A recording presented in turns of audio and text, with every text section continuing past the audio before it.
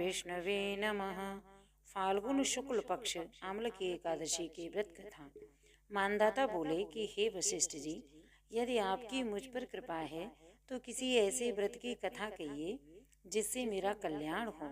महर्षि वशिष्ठ बोले, हे राजन, सब व्रतों से उत्तम और अंत में मोक्ष देने वाले आम्ल की एकादशी के व्रत का वर्णन मैं तुमसे करता हूँ। यह एकादशी फाल्गुन मास के शुक्ल पक्ष में आती है। इस व्रत के करने से समस्त पाप नष्ट हो जाते हैं।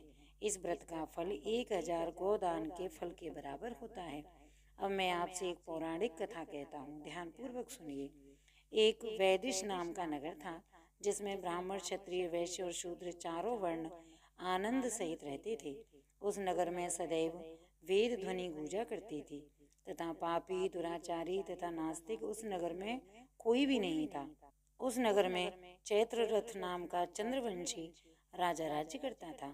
वह अत्यंत विद्वान तथा धर्मी था। उस नगर में कोई भी व्यक्ति दरिद्र व कंजूस नहीं था।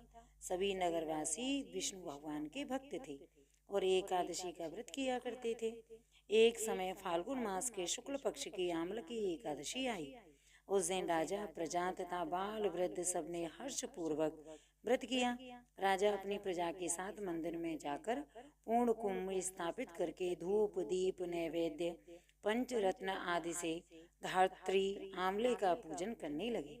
इस प्रकार स्तुति करने लगे, हे धात्री, तुम ब्रह्म स्वरूप हो, तुम ब्रह्म स्वरूप हो, तुम ब्रह्म जी द्वारा उत्पन्न हुए हो और समस्त पापों का नाश करने वाले हो। तुमको नमस्कार है। अब तुम मेरा अर्घ्य स्वीकार करो। तुम श्री रामचंद्र जी द्वारा सम्मानित हो। मैं आपकी प्रार्थना करता हूँ, अतः आप मेरे समस्त पापों को नष्ट करें। उस मंदिर में सबने रात्रि को जागरण किया।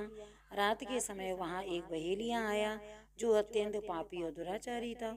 वह अपने कुटुंब का पालन जीव हिंसा करके किया करता था। भूख तथा प्यास से अत्यंत व्याकुल वह बहेलिया इस जागरण को देखने के लिए मंदिर के एक छोटे से कोने में बैठ गया और विष्णु भगवान तथा एकादशी महात्मा की कथा सुनने लगा। इस प्रकार अन्य मनुष्यों की भांति उसने भी सारी रात जागरण करने में ही बिता दी।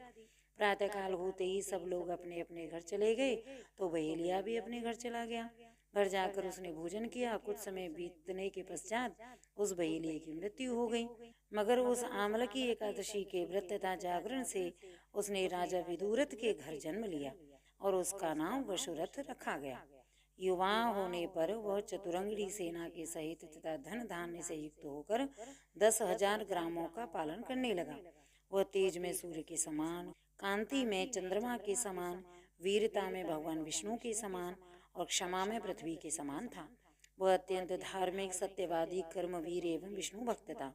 वह प्रजा का समान भाव से पालन करता था। दान देना उसका नित्य का कर्तव्य था।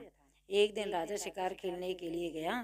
देव योग से वह मार्ग भूल गया और दिशा ज्ञान न रहने के कारण उसी वन में एक वृक्ष के नीचे सो गया।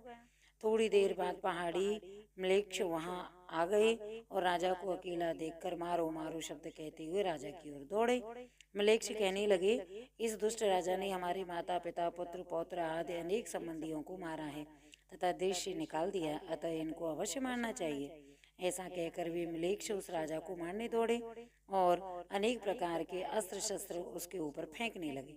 वे सब अस्त्र शस्त्र राजा के शरीर पर गिरते ही नष्ट हो जाते और उनका बार पुष्प के समान प्रतीत होता। अब उन म्लेच्छों के अस्त्र शस्त्र उल्टा उन्हीं पर प्रहार करने लगे, जिससे वे मूर्छित होकर गिरने लगे। उसी समय राजा के शरीर से एक दिव्य स्त्री उत्पन्न हुई। वह स्त्री अत्यंत सुंदर होते हुए भी उसकी भ्रुकुटी टेढ़ी थी। उसकी आंखों से लाल लाल अग्नि निकल रही थी, जिससे वह दूसरे काल के समान प्रतीत होती थी।